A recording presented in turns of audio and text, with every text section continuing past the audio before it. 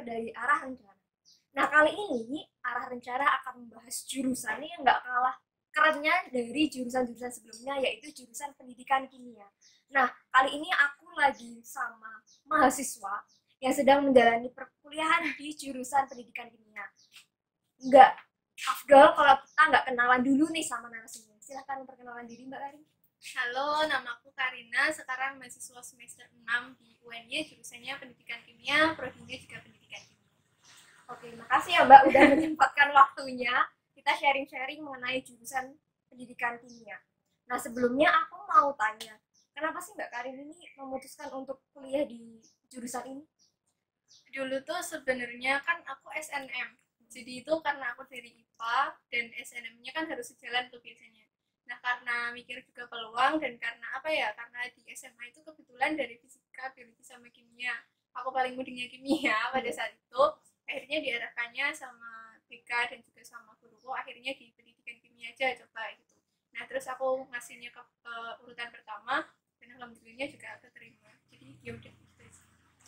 Tapi kan ada pendidikan kimia sama kimia murni ya Mbak. Kenapa prefer ke pendidikan? Sebenarnya tuh aku tuh nggak passionku bukan di pendidikan maupun di kimia sebenarnya. Jadi kenapa nggak milih kimia murni? Karena di kimia murni kan benar-benar kita belajar kimia nih, benar-benar 4 tahun kimia. Tapi kalau di pendidikan kimia itu ada kependidikannya. Nah aku nyari yang ilmu-ilmu yang ada di pendidikan karena aku lebih prefer ke pendidikan karena emang bagiku pendidikan kan penting kan. Jadi aku emang pengen tahu gimana sih sebenarnya guru-guru itu dibentuk. Nah, salah satunya di UNY gitu. Akhirnya aku milihnya pendidikan kimia. Oke, berarti Mbak Karin ini bisa diambil garis besarnya kalau bedanya pendidikan kimia sama kimia itu di bagaimana kalau di pendidikan kimia itu diajarin gimana cara menjadi tenaga pendidik yang baik gitu kan. Yeah. Yeah. Jadi kalau di kimia murni itu kayak kita belajar kimianya tapi kimia lebih dalam. Sedangkan kalau di pendidikan kimia tuh kita belajar kimia lebih dalam tapi nggak sedalam kimia murni, dan di pendidikan itu ada mata kuliah kependidikan. Oke, menarik. Nah, apa sih Mbak materi atau misal pengetahuan dasar yang perlu dipersiapkan buat teman-teman yang mau masuk ke jurusan pendidikan kimia?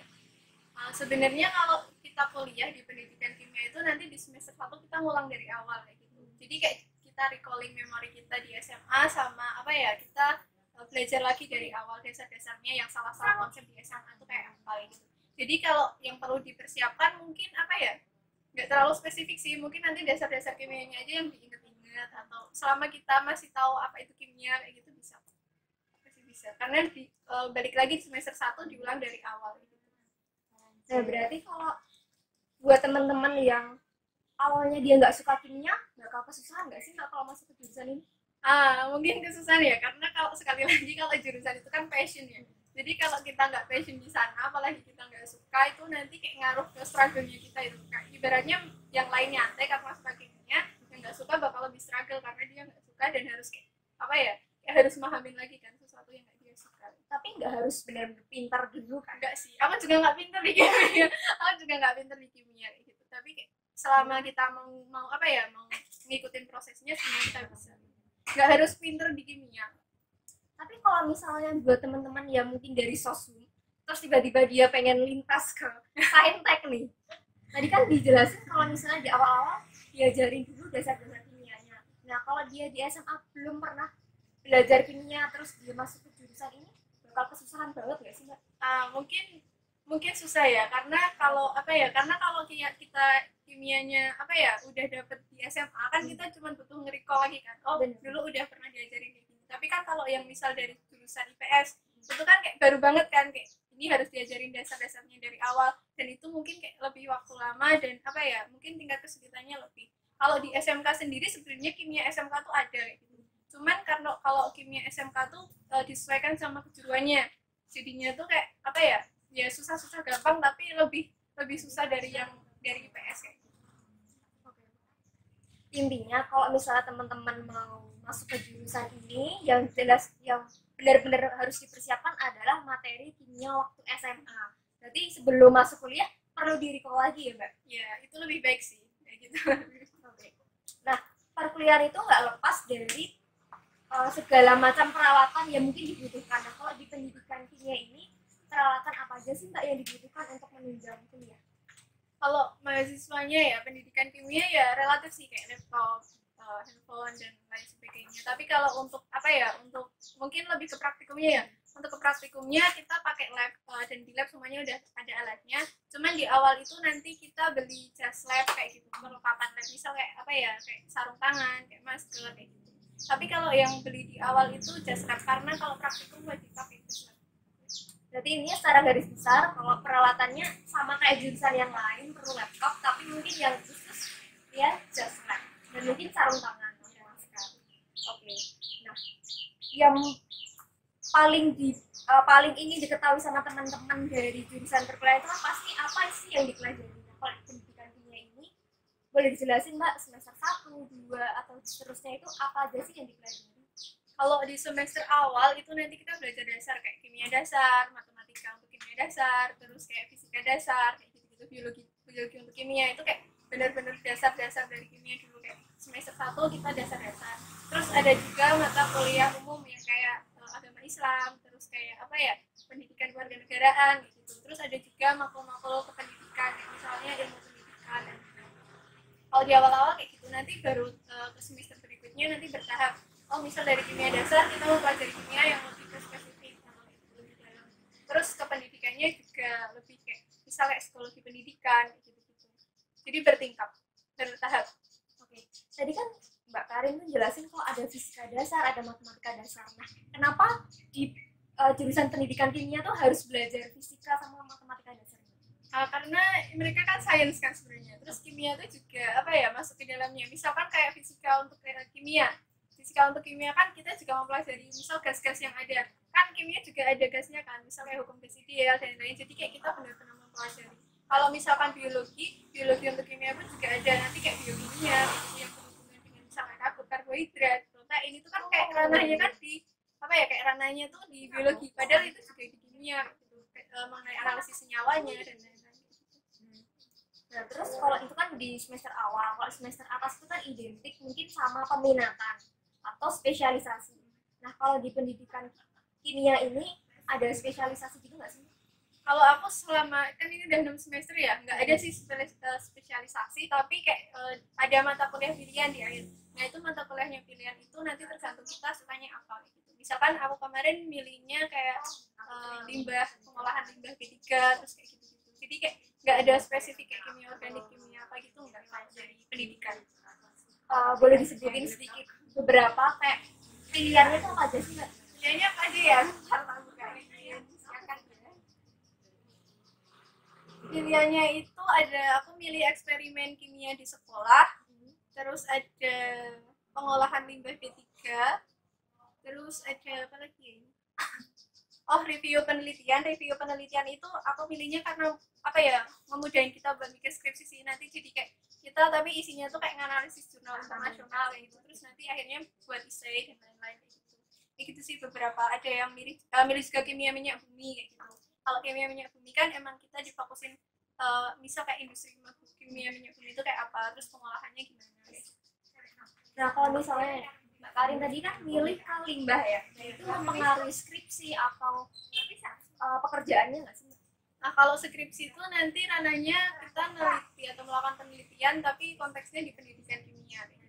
Kalau limbah dan lain-lain mungkin itu bisa buat apa ya, buat kedepannya ya, mungkin kayak buat kerja, karena kan kita dapat mata kuliah pengolahan limbah kan. Nah mungkin nanti kita habis lulusnya bisa lah tahu yang berhubungan dengan misal mau kerja di perusahaan yang mengolah limbah atau apa, atau kita mau bahkan buat pengolahan limbah sendiri, tapi emang harus berizin dan lain-lain kan. Tapi setidaknya kita udah dapat ilmunya, jadi kita bisa mengaplikasikannya. Nah, kalau di perkuliahan itu kan ada yang kayak misalnya praktikum. Nah, kalau ada praktikum nggak sih Mbak kalau di pendidikan kimia nih? Ada. Jadi kayak gimana tuh? Kayaknya semua di MIPA ada praktikumnya kecuali matematika sama statistika deh kan. Statistika kayak ada praktikum nggak ya? Tapi kayak kimia, biologi, fisika tuh baik murni maupun pendidikannya tuh ada. Nah praktikumnya gimana? Itu tergantung mata kuliahnya. Misal mata kuliah semester 1 tuh kimia dasar, kita praktikumnya kimia dasar. Atau misalkan aku semester 6 ini kan lagi biokimia, jadi kita praktikumnya biokimia. Nah, praktikumnya kayak apa? Nanti kalau udah pergantian jam, masuk jamnya kita masuk lab nanti kita nanta tas dan lain-lain, terus pakai jas praktikum dan nanti praktikum. Jadi emang udah disiapin segalanya di laboratorium itu. Tadi kan disebutin ya ada 2 topik praktikum, yaitu kimia dasar sama biokimia. Nah itu tuh ngapain aja sih Mbak praktikumnya? Kalau karena kimia dasar udah semester 1 ya berarti udah 3 tahun yang lalu aku tapi kalau yang praktikum semester 6 ini itu biokimia itu ada 2, ada kuantitatif sama kualitatif. Kalau kualitatif itu terkait pengujian kayak pengamatan kayak gitu, tapi kalau kuantitatif itu kayak berhubungan dengan kayak kita menganalisis angka-angkanya kayak gitu biasanya, berhubungan dengan angka kayak gitu. Nah kalau kualitatif tuh praktikumnya kita tuh kayak kebetulan kemarin dapat karbohidrat atau protein kayak gitu, kita pengujian terus nanti diamati hasilnya positif atau negatif. Nanti terlihatlah dari perubahan warna atau dari munculnya gas atau dari apa gitu. Sedangkan kalau kuantitatif itu kemungkinan pakai alat-alat. Jadi entah nanti ngukur panjang gelombangnya, entah mengukur absorbensinya gitu. Jadi pakai alat-alat lab yang memang buat ngukur panjang gelombang atau absorbensi. Oke, berarti kan ada praktikumnya, ada yang kualitatif, ada yang kuantitatif. Berarti itu ada hitung-hitungannya nggak sih Mbak kalau misalkan berarti harus pintar ngitung loh Mbak kalau mau masuk jurusan ini. Ya ada kan soalnya ada matematika kimia ya. Ada matematika kimia dan kimia itu juga ada hitung-hitungannya. Jadi kayak kayaknya hampir semuanya ada hitung-hitungannya. Jadi kayak kalau punya dasar matematika yang bagus itu lebih memudahkan sih. Kalau yang nggak punya dasar dasar matematika yang bagus mungkin agak sedikit kesusahan. Tapi nanti teman-temannya pasti membantu. Jadi nggak perlu takut soal kita lemah di matematika. Oke, berarti kan karena kimia ini berkaitan juga sama matematika, berarti teman-teman juga harus mempersiapkan kemampuan matematikanya kalau memang berminat untuk masuk ke jurusan ini. Nah, aku mau tanya lagi kaitannya sama magang. Oh iya. Biasanya kan anak kuliah itu sering dengar ya kayak kata-kata magang. Nah, kalau misalnya jurusan ini tuh magangnya itu kayak gimana sih? Magang itu buat kimia murni itu namanya PKL. Oke. Tapi kalau di pendidikan itu praktik pendidikan, kayak kita ngajar di sekolah kayak gitu. Nah itu jadi kalau di pendidikan itu namanya PK. KKN PK itu di semester 7, semester besok itu biasanya kalau yang tahun ini terintegrasi sama KKN. Jadi kita praktik pendidikan di sekolah sekaligus kita KKN ke masyarakat. Gitu. Jadi kayak nggak ada magang kalau di pendidikan. Tadi kan dijelasin ya magangnya itu di sekolah-sekolah untuk praktek ngajar. Nah itu tempatnya tuh ditentukan sama UNIF, udah diarahkan berdasarkan mungkin kemampuan atau cari sendiri. Nah biasanya nanti dapat perizinannya dari UNIF ya, karena UNIF juga karena UNIF kan juga udah bekerja sama nih sama beberapa sekolah kadang. Nah itu memang sekolah yang sudah mempunyai kerjasama kayak gitu dipilih kayak gitu. Jadi kayak meskipun misal aku bisa mengajukan misal ke sekolah ini, tapi nanti ACC apa enggaknya itu tergantung UNIF. Jadi memang itu diatur UNIF atau SNPM. Berarti diatur UNIF tapi tetap bisa mengajukan. Kalau yang tahun ini sama tahun kemarin karena pandemi ya, jadinya kan emang susah nih. Kita biasanya bisa mengajukan atau kita ngelis SMA mana biasanya, terus nanti di ACC sama pihak UNIF ya bangga atau gimana. Oke. Tadi kan juga diceritakan kalau gabungan antara ngajar sama pengabdian masyarakat. Nah itu bisa di dalam satu daerah aja atau pisah juga bisa. Nah kalau di luar konteks COVID ya, di luar konteks COVID kemungkinan tuh bisa banget misalkan aku PK-nya itu di Jogja, misal di SMA Jogja, tapi kemudian aku KKN-nya bisa di kabupaten lain atau bahkan di Jawa Tengah atau bahkan di Jawa Timur atau mana gitu bisa. Itu tergantung juga UNIF kan, tergantung juga UNIF naruh kita di mana kayak gitu. Tapi karena ini konteksnya lagi COVID, itu kemungkinan kemarin waktu pendaftaran KKN itu kita di domisili pribadi, misal aku di Pelayan kayak gitu, berarti sekitar lingkup kecamatan Pelayan aja gitu. Jadi emang disesuaikan sama domisili karena buat menghindari penularan COVID juga kan. Oke, jadi kalau sebelum COVID itu boleh beda daerah, tapi karena situasinya sekarang disarankan untuk satu daerah. Nah, next pertanyaan selanjutnya, aku mau tanya tugas-tugas yang ada di jurusan ini, karena kan kayak kuliah tuh nggak pernah lepas sama namanya tugas-tugas. Nah, kalau tugasnya tuh bentuknya kayak gimana sih? Kalau tugas di jurusan pendidikan kimia itu relatif ya kayak sama, paling ada pekerjaan rumah entah dari buku cetak atau dari dari dosennya, terus ada paper juga buat esai atau tugas PowerPoint, tugas kelompok dan lain. Tapi kalau yang ciri khas dari MIPA itu karena kita praktikum pasti juga ada laporan praktikum gitu. Nah mungkin itu banyak nggak sih Mbak laporan praktikum dari praktikum yang dijalani? Banyak sih, karena tulis tangan biasanya aku, karena tulisanku juga kayak gitu, jadi paling nggak 10 lembar folio sih minimal kalau aku pribadi. Teman-teman juga banyak sih, banyak yang sampai tebel-tebel, kayak tergantung kita pembahasannya tuh bahasanya rinci apa enggak, terus kajian pustakanya banyak enggak, belum nanti kalau data yang dianalisis banyak kan juga pasti mempengaruhi banyak kan, dan itu tulis tangan. Jadi mungkin itu aja struggle-nya. Itu berarti setiap semester itu ada praktikum dan adalah atau hanya semester tertentu? Ya, aku sampai semester 6 masih ada praktikum. Semester full dari semester 1 sampai 6? Iya, dan itu biasanya satu semester itu tergantung kita ngambil berapa makul yang ada praktikumnya. Jadi bisa satu semester itu kita bisa praktikum 3 kali seminggu. Berarti kita buat lapraknya 3 kali seminggu. Padahal itu jangka waktu pekerjaannya berapa hari, Mbak? Seminggu. Jadi kalau di tempatku itu misal kita praktikum hari Senin. Jadi sebelum praktikum lagi masuk kita harus ngumpulin kayak gitu. Jadi ngumpul dulu baru praktikum. Berarti itu menjadi syarat untuk praktikum selanjutnya. Iya, bisa dibilang. Nah, untuk jam kuliah biasanya kan ada jurusan yang kuliahnya itu fleksibel, ada yang kayak padat banget. Nah, kalau jurusan pendidikan kimia itu masuk ke bagian yang mana nih? Sebenarnya kalau di UNY itu sendiri pasti ya jamnya masuknya tuh 7:30, itu masuk 7:30, tergantung ada kelas pagi apa enggak. Tapi kalau pagi sendiri 7:30, terus paling sore itu jam 16.40.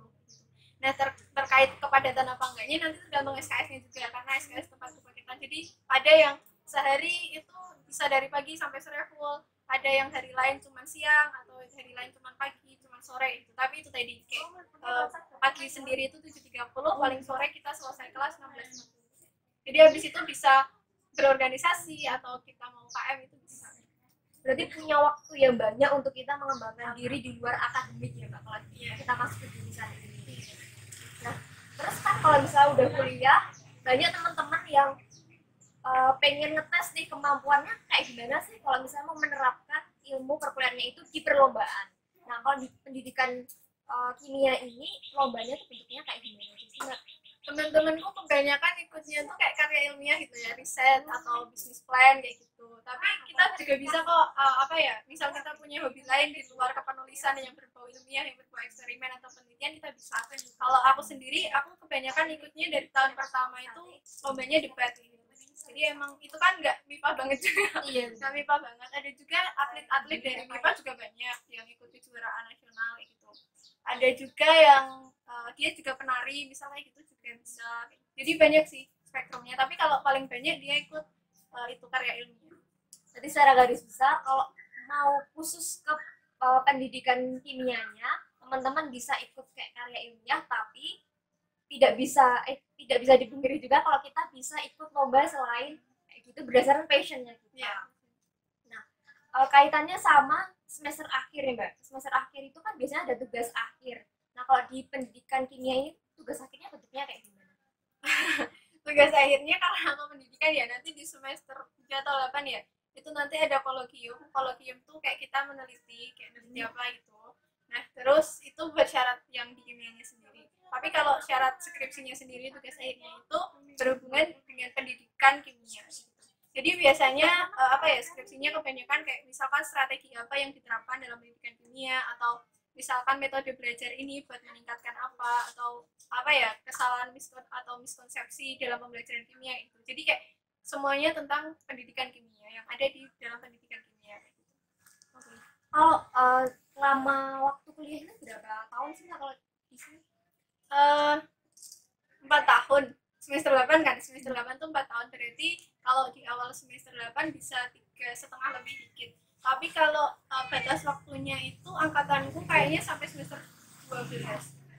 Semester 12 apa 16 ya? Berarti 6 tahun ya? Iya, kayaknya 6 tahun maksimum. Oke, berarti kayak jurusan-jurusan lain ya, rentangnya adalah sekitar 3,5 sampai 4 tahun. Nah, kalau titelnya lulusan dari jurusan pendidikan kimia atau apa sih Mbak? SPD. Kan SPD, tapi kalau yang murni kayaknya SSI, Science. Terus aku mau tanya lagi, kalau misalnya udah lulus nih, prospek kerja apa sih dari pendidikan kimia? Apakah hanya menjadi guru atau ada profesi lain yang bisa kita masuki? Kalau kebanyakan teman-teman karena sarjana pendidikan ya tetap jadi guru, tapi ada juga yang misal habis lulus langsung lanjut S2 di UNJ terus balik lagi jadi dosen. Nah kebanyakan pengajarnya prospeknya yang dosen. Tapi kalau teman-teman kayak ada juga yang misal gabung sama kayak kimia murni nanti ke pabrik-pabrik terus nanti di quality control. Itu kan kalau quality control deket banget sama kimia, jadi mereka juga bisa ke sana. Berarti selain di pendidikan atau di sekolah tetap bisa masuk ke pekerjaan yang lain yang masih kaitannya sama kimia. Nah, ini kan ada fenomena yang sering dirasakan teman-teman yang mungkin sudah kuliah atau menjadi ketakutan anak SMA yang belum kuliah nih, yaitu salah jurusan. Nah, Mbak Karin ini pernah mengalami salah jurusan? Sebenarnya aku salah jurusan dari awal. Kenapa itu, Mbak? Karena apa ya, aku ngerasa passion gue kan bukan di kimia sebenarnya, aku juga nggak mau jadi guru sebenarnya. Aku tuh lebih ke sukanya ke hukum sama politik, tapi lebih ke hukum sih. Emang aku dari SMP pengennya kan ke hukum, tapi ternyata di SMA-nya aku masuknya IPA. Terus ketika mau lulus aku udah males belajar UTBK. Kalau sekarang UTBK ya, kalau dulu SBM sama ujian mandiri. Nah aku udah males banget belajar, pokoknya udah UN pembelajaran terakhir, ngerjain soal terakhir, udah nggak mau mikir lagi. Akhirnya karena aku dapat kuota SNMPTN, akhirnya aku ambil itu. Terus ya udah, apa kira-kira jurusan yang sekiranya aku keterima tanpa aku harus mikir lagi buat ujian ulang kalau nggak terima. Akhirnya aku daftar di pendidikan kimia itu. Tapi kenapa aku masih stay di pendidikan kimia? Karena apa ya, karena aku enjoy aja, jadi nggak terlalu berat. Kalau stres pun cuma karena tugas itu loh, nggak yang karena aku nggak suka banget kimia terus jadi tertekan. Pun aku dapat value-nya apa ya, karena UND juga salah satu universitas kependidikan ya, dimana lulusannya banyak jadi guru, dan apa ya, kita bisa lihat lah dinamika pendidikan di Indonesia tuh kayak apa. Nah aku jadi pengen belajar gimana sih sebenarnya guru-guru tuh dibentuk, bagaimana sih pengajar-pengajar itu dibentuk, kenapa sampai akhirnya outputnya kayak gini, atau apa sih yang kurang, atau apa yang udah ada gitu. Jadi akhirnya aku masih stay di pendidikan ini. Banyak juga teman-temanku yang akhirnya pindah jurusan. Jadi walaupun awalnya merasa salah jurusan, tapi pada akhirnya bisa stay karena ada motivasi lebih di situ. Nah, apakah merasa salah jurusan ini karena ada sesuatu yang tidak sesuai dengan ekspektasi sebelumnya di jurusan ini, Mbak? Aku nggak berekspektasi. Aku nggak berekspektasi, jadinya kayak nggak ada sih. Tapi apa ya, yang penting di sini adalah kebanyakan teman-temanku tuh nggak sampai merasa apa ya, nggak sampai merasa menyerah karena dia nggak benar-benar nggak suka kimia gitu. Tapi kayak selama kita bisa enjoy, terus selama kita bisa ngefollow apa ya, ngefollow prosesnya, itu nggak ada yang masalah kok. Karena kan satu semester cuma 16 pertemuan ya, berarti cuma 4 bulan, dan 4 bulan itu cepet banget sebenarnya. Jadi kayak yang penting kita mau struggle aja buat sampai melewati semester akhirnya kita juga bakal lulus. Berarti setelah ketika survive itu ada kesulitan-kesulitan yang dihadapi nggak sih? Apa ya, mungkin tergantung environment ya. Kalau tempatku kan mungkin karena orang-orangnya itu, aku kebetulan dapat kelas yang emang orang-orangnya tuh passionnya di kimia, terus rajin-rajin juga. Misalkan baru diberi tugas dosen kemarin, terus hari ini udah ada yang ngumpul, besok udah ada yang ngumpul, jadi terpacu ya. Jadi kayak mau nggak mau harus ngerjain cepet juga, terus mau nggak mau juga harus oke ngikutin kalau yang lain paham, ya udah aku juga harus paham gitu. Tapi cuman itu aja sih, kalau tekanannya nggak terlalu, tapi cuman kayak misal satu minggu ada lebih dari 5 tugas dan itu tugasnya berat semua, itu juga capek juga tugas terus. Tapi nggak ada masalah. Jadi di kuliah tuh pasti ada kesulitan, tapi tergantung kita masuk ke lingkungan yang seperti apa dan gimana kita menanggapi kesulitan itu. Oke, mau tanya, orang menurut Mbak Karin nih, orang tipe kayak gimana yang cocok buat masuk ke jurusan kimia, dan orang yang tipe kayak gimana yang nggak cocok nih? Kayaknya jangan deh masuk ke jurusan ini. Oh ya, kalau yang ke jurusan kimia pasti yang pertama passionnya di kimia ya, karena itu bakal ngebantu banget buat kayak mengurangi tekanan, mengurangi beban, itu bantu banget. Terus suka baca lebih baik sih, karena kalau kita cuma ngandelin apa ya, ngandelin dosen yang ngajarin kita itu bakal kurang banget, jadi harus suka baca. Apalagi ya, bisa matematika juga bagus, karena itu mendukung banget ya. Kalau yang enggak, kalau yang enggak, rasanya kayak semua jurusan kalau kita mau masuk ke dalamnya dan masyarakat bisa sih. Tapi mungkin kalau yang harus belajar dari awal, kayak misal dia apa ya dari IPS yang benar-benar belum kayak gitu tuh apa ya dia bakal lebih struggle sih. Nanti aku malah jadi kayak kasihan karena harus struggle lebih kayak gitu. Tapi asal dari IPS, tapi ketika kamu mau belajar kimia dan mau struggle juga nggak apa-apa sebenarnya. Jadi mungkin bukan nggak cocok tapi jadi pertimbangan aja kayaknya bakal bisa survive atau enggak. Nah terakhir, pesan apa yang ingin Mbak Karin sampaikan untuk teman-teman yang mungkin berminat untuk masuk ke jurusan ini, atau buat teman-teman yang baru berjuang masuk ke perkuliahan? Oke, mungkin banyak juga ya teman-teman yang aku mau masuk jurusan apa, ini jurusannya cocok sama aku atau enggak, kira-kira ini passionku atau enggak. Sebenarnya ya ketika aku kan udah semester 6 ya, berarti 3 tahun kuliah, menurutku itu nggak ada jurusan yang nggak mudah. Semua jurusan itu pasti punya kesusahannya masing-masing, porsinya masing-masing, tugasnya masing-masing. Kayak hampir nggak ada jurusan yang menurutku mudah kayak gitu. Nah, yang membedakan kita bisa akhirnya lancar apa enggak itu tadi daya kita mau survive apa enggak. Ketika kita sebenarnya mau survive, ya akhirnya kita bisa kok. Tapi di jurusan apapun, kalau kita nggak mau struggle, kita nggak mau survive, ya tetap akan tertinggal. Jadi balik ke individu masing-masing. Yang pertama, temukan passionnya dulu. Habis itu tinggal kita mau struggle apa enggak buat nyelesain ini semua. Karena kuliah tuh sebenarnya proses ngebentuk mental. Jadi kayak sebenarnya kuliah tuh ngebentuk mental kita. Iya, nggak cuman kayak akademisnya tapi juga mental. Iya bener, kayak kita terbiasa nggak ngadepin tekanan, ngadepin ini tuh. Jadi sebenarnya kayak sembari kita dikasih ilmu, sembari kita ngebentuk mental kita.